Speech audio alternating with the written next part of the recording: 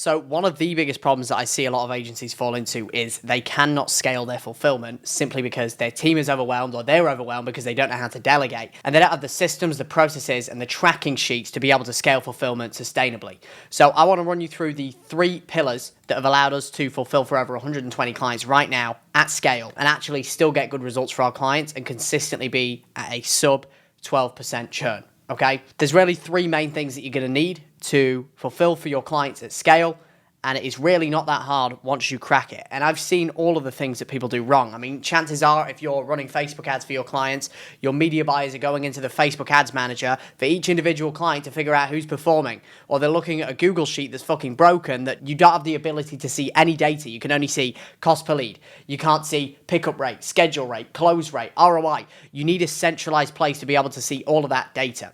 So the 3 things we're going to cover in this video that are going to solve that problem and allow you to scale your client fulfillment going to shit is not going to be a problem, so you can scale, is going to be running proven and validated offers, ads, funnels, and nurture sequences to actually get your clients good results. The second thing is going to be dialing in tracking systems. And then the third thing is going to be constraint diagnosis. How do you find a problem for your clients and how do you fix that problem? The first thing to getting clients really good results at scale is going to be finding a proven and validated offer, ads, funnel, and nurture sequences. And there's really 4 things that you need to do to get your clients good results. This is if you're running a typical ad agency that calls their leads and books their appointments. And if you're not calling their leads, I'll explain to you which points you control and which you don't. Because simply put, the difference between call center and no call center is if you do have a call center, you have to set less hard expectations on calling leads because you're doing it, but it's harder to fulfill and the client demands more from you. If you run a done with you model where the client calls the leads, a bigger problem is the client is less likely to get results. You need to set harder expectations. So the first thing is the ads, which is the copy, the creative, and the offer. They're the 3 horsemen, as I like to call them, of the ads. So after running over 1,000 campaigns and spending millions on ads, I found that 80% of ad performance comes down to just 3 factors, especially in a local market. It's the offer, the creative, and the ad copy. Now, the ad copy is important, but it's not as important as the offer and the creative. The offer is number 1, the creative is number 2, the ad copy is number 3.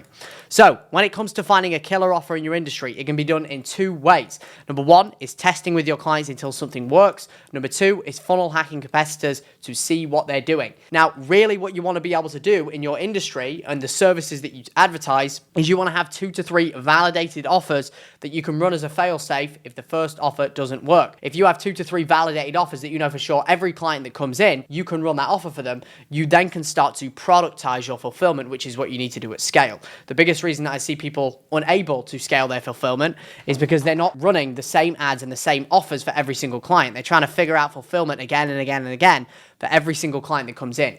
You need a standardized and productized fulfillment system. And the key principle to finding the balance with having a good offer, I found, is you want a low barrier to entry to get people in, okay? Think about it this way, right? Like, let's say you're in remodeling. People think that you can try and sell a 50K project on the front end on an ad when this is when you want to have the least resistance, right? You want the lowest barrier to entry so people can jump over it. So then when we get them in your office, speaking to the remodeler, get the remodeler in the home, we can increase the barrier to entry, and that's when we can upsell the patient or the client or whatever the hell you're selling on a consumer level, okay? People get it backwards. They think that, oh, we need to sell the biggest thing on the ad. No, you don't. You sell an introductory offer to get somebody in, so you have a cheap cost to acquire the client, and then you are going to upsell them on the back end, okay? That is just marketing 101 for local businesses.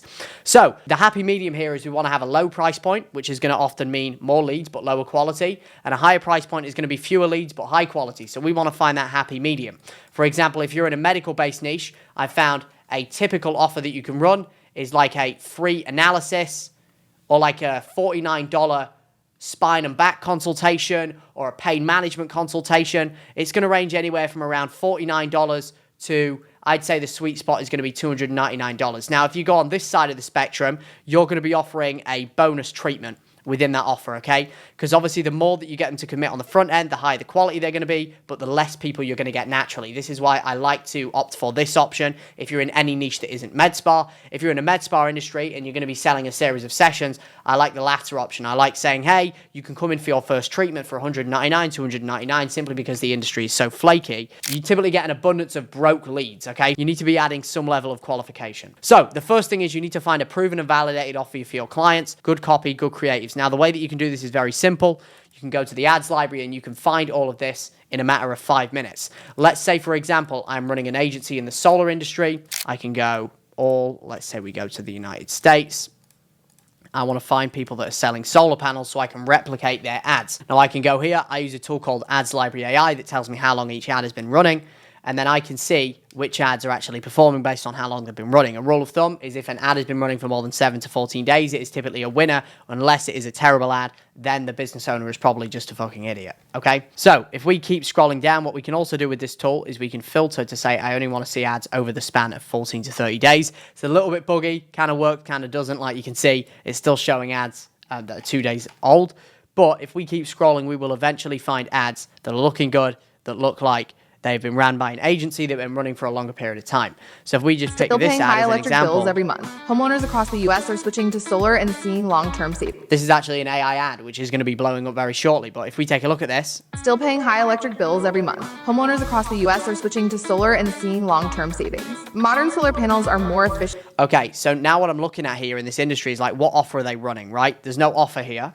So if I continue to scroll, get your free quote today is another common offer. If we take a look, this is for roof damage or solar panel installment by the looks of it. This one is selling, okay, $0 down. So it looks like $0 down might be an example of a really good offer that we can run, right? So then what you want to build out is a knowledge base of proven and validated offers that you can run for your clients. The way that I did it when I first started out in MedSpa, as an example, is I did exactly what I'm telling you to do. First thing I did is I funnel hacked competitors. Right? Second thing I did is I then innovated on those offers. So I took the competitors' offers that they were running and I made them even better. For example, a lot of people in the medical spa industry were running an offer that was like the mini mommy makeover. I innovated, I made it better. I turned it into the turkey neck rescue, the double chin rescue, the mommy tummy rescue.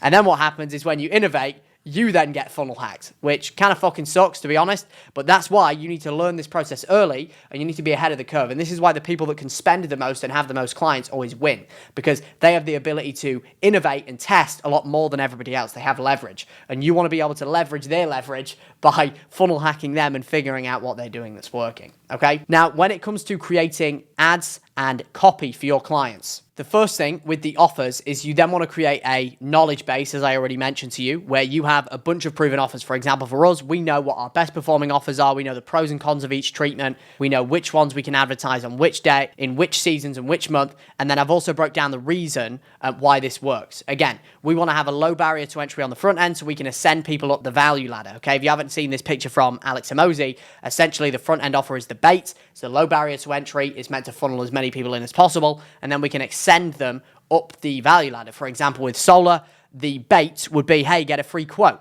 And then ascending up the value ladder would be selling them on solar. And then whatever back-end ascensions or upsells you have on the back end of that, that would be then another ascension, okay? An example of this in the med spa space is we get them in on the bait, which is like a free consult, and then we get them in on their first treatment, and then we sell them on a package. Now, the package is the real moneymaker because that's where the clinic can make anywhere from, say, $1,000 to $5,000, right? The principle is exactly the same. And the amount of money that you make goes up the longer the period of time goes on and we ascend this person up the value ladder, okay? So, when it comes to the ads and the ad copy, very simple, you can just use ChatGPT, and I would recommend that you look into VO3. I've got a video coming out on this, or ArcAds. There's a bunch of different tools that you can use to make video ads for your clients, okay?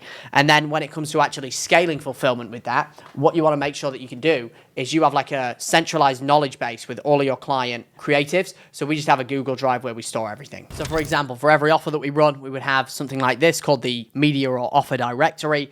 We'd have the offers we can run, we'd have the creatives, we'd also have all of the ad copy that we would run as well with the variables in yellow so we can just swap these out. And then we have all of the video content linked too. So if we want to run any videos, we can do that as well. Okay. So then we've got getting leads to book. Now I'm not going to go into too much detail on this, but the bottom line is we use a combination of two methods. AI texting, we use a tool called Closebot, and we recently have been testing Go High Levels conversational AI as well. And then we use the call center for human follow-up for leads that don't respond to AI. Now, the rule of thumb with getting leads to book is the more channels you can follow up with leads on, the higher your likelihood of getting them to respond and book is, okay? The reason we do this is because you can run the done with you model, but the problem with the done with you model is the less responsibility that you take on, the more responsibility you give to your client. And I truly believe, as Jeff Bezos says, you should eat your customer's complexity, because the more complexity you eat, the easier it is to keep and retain the client because you control the outcome. The likelihood of getting success is going to be a lot higher, okay? When it comes to getting those bookings to show, so you've gone ahead and turned leads into bookings. Now you need to turn those bookings into shows, people that have a high show up rate. That is what we're looking for, okay? The 7 levers that we can pull. Number 1 is the booking window. We want to keep the booking window as small as possible. We never want to allow our clients' leads to book more than 5 days out. Any more than really 72 hours is going to skew our show rate. Second thing is going to be availability. So we want to make sure that the client has as much availability as possible. Third thing is going to be the appointment nurture sequence. We send out things like their Google map, local landmarks. We also send a pre-call video of the clinic owner, and we follow the rule of 1. The rule of 1 is we only really want to give the consumer or the person that has booked an appointment with us one thing to do before the call. People make this mistake of bombarding them with like 1 million testimonials and things like that. The more things you send, the less likely they are to do any of them. So we want to follow the rule of 1, which basically means we're only going to send them one thing to do, one piece of homework, and that piece of homework is going to be watch the damn pre-call video, Shelley. That's what you need to do, okay? And that pre-call or pre-consultation video is going to be your client educating the consumer on what to expect and to make sure that they show up. Ads targeting is another one. Another common pitfall that people fall into is they target too wide. The problem is if you target too wide, you're going to be getting people that are too far out of radius, and people aren't going to travel 1, 2, 3, 4 hours a lot of the time to get the offer that you're going to be selling them, especially with cold leads, right? Cold leads are going to be a lot colder. They're a lot harder to convert. So the least friction between when they opt in and when they see the business owner face to face where they can sell them and repeat that process and get more people in, the more money they're going to make, okay? Adding friction to the booking is another one that increases show rate. We can do this one of 2 ways. We can either add a deposit or we can add a checkbox qualifying question that says, hey, you're 100% sure that you will show up. And then what to do if levers 1 to 6 have failed. It's probably a messaging or an offer issue. 90% of the time, the easiest thing that you can do or lever that you can pull is changing the offer. If you change the offer or the angle, then you're going to make a lot more money. An example of that would be, let's say you run a remodeling agency and your offer is, hey, we're going to transform your garden, right? You might want to change that to be like, spruce up your garden for summer. The 30-day garden transformation challenge. You can change the angle, and this is what we call a messaging bucket. Okay, there's different ways to portray your message or the mechanism that you are selling based on the offer, okay? People think so narrow-minded, thinking like, oh, we just sell garden remodels to people in our area. How many angles can we throw about that? There's so many fucking angles you can throw about that because there's so many different reasons why people would get their gardens remodeled. They could get it for the summer. They might want to come in on a 30-day transformation challenge. Their garden might already look good, but they might want to take it to the next level. There's so many different angles that you can run. For example, in med spa, we might want to run, say, a skin tightening offer, skin tightening, but there's just so many different verticals. We can go down like the double chin route, which is going to target one audience, which is going to be, say, people that are overweight, middle-aged women. Then we can go down the turkey neck route. Now, this is going to target an older clientele that wants to tighten the turkey neck. And then we can go for another type of audience, which could be, say, the non-surgical facelift, right? We can go down the facelift route. We're still selling the same thing. We're just selling a different angle of the same thing, right? And then the facelift might target more attractive middle-aged women that want to look even better than they do now. And they're probably going to be the people that are going to spend the big bucks, right? So that is how we get bookings to show. I know that was a long-winded answer, but I hope that makes sense. Fourth thing is getting them to close. Now, we've developed a comprehensive client training program that covers everything from selling to handling common objections to follow-up to pricing and packaging. And we encourage every new client to go through it. That's how we solve that problem. We have a coaching program on the back end of our program to help them. And it's a good upsell, and it helps us provide more value to our clients, okay? The way that we do it is we give them everything from sales to packaging to building offers to handling objections. There is calls every single week with our best clients that they can jump on to get support as well, okay? So that is the first thing on proven and validated offers, ads, funnels, nurture sequences, and covering all 4 pillars of client fulfillment. Second thing is dialed tracking systems, okay? This is another key thing to get your clients really good results at scale. Number 1 is internal fulfillment tracking. You need an internal statistics sheet that allows you to pull in all of your data in real time so you can see everything from cost per lead to close rate to ROI. This is what most people do. They go into the ads manager to look at their client results on cost per lead and click-through rate and frequency, and then they go high level to look at appointments, and then they ask the client for data on show rate, close rate, etc., etc. We have all of that data populated and centralized into one place, which I can show you now as an example. So you can see here for every single campaign, we have every single day, every single minute, this is refreshing, and we can simply just pass the date range and change it if we very wish to do so.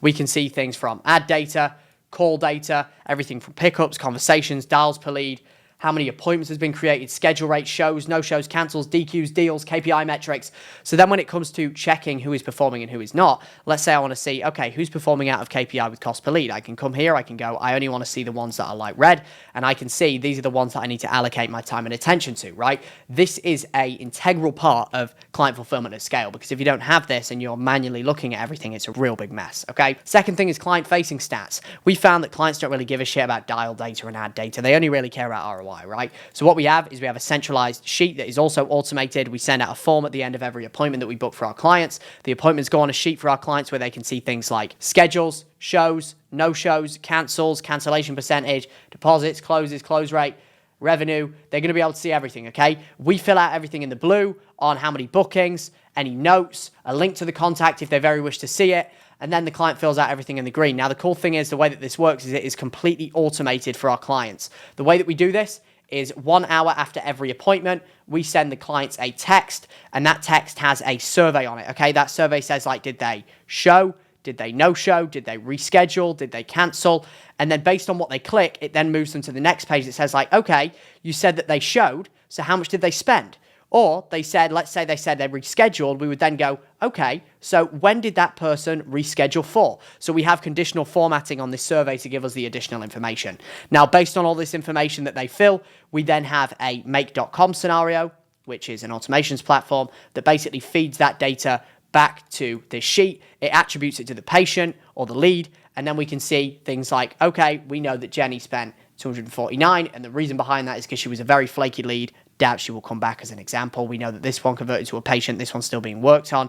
This one was a lead score of an 8 out of 10. We can see all of that information directly. And again, this way we have a dashboard internally that we can look at all of our data from A to Z. And then we also have a client-facing dashboard, which is a lot easier to look at and to show our clients, okay?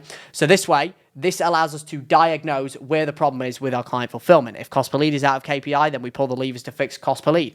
If cost per booking is out of KPI, but cost per lead is in KPI, is it a schedule rate issue? Is it a pickup rate issue? Is it a dials per lead issue?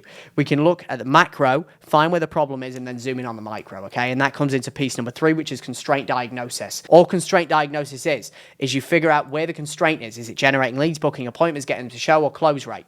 Then, when you find where that constraint is, here, let's say, for example, they were getting the goal, cost per lead, is $10, and they are at, let's say they're at $50, right? It's clear that that is the constraint. So then we can attribute the biggest bottleneck in the funnel in pillar 1, 2, 3, 4 to getting clients results in pillar 1, right? Then if we know that is a constraint, then we just simply pull the levers that we need to pull to fix the problem of not generating enough leads. In this case, it would be let's change the offer, let's change the creatives, let's adjust the targeting.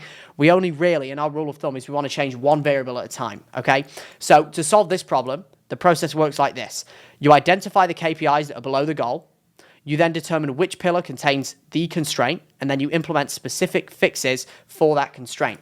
One thing that we did is we put together a document with all the levers that we can pull for each individual constraint. For example, if it's a booking issue, we look at pickup rate. If pickup rate is an issue, we will re-verify their number. We will spam check it. Another example would be if the client's close rate is bad, we will take a look at all of the notes on the stat sheet to see, okay, is this a close rate issue or is it a lead quality issue? 90% of the time, we determine that it is a close rate issue. And if that's the case, we will take our client to the sales training, okay? And we will get them to make sure that they show up to our training calls. So I hope that was helpful. That is everything you need to scale fulfillment and how you actually get your clients really good results. And if you want my help implementing all the tracking sheets, the systems, you want my client snapshot, my constraint diagnosis documents, I do have something to sell you. If you want help going from 0 to 10, check the first link. If you want help going from 10 to 100, check the second link. See you then. Ciao, my friend.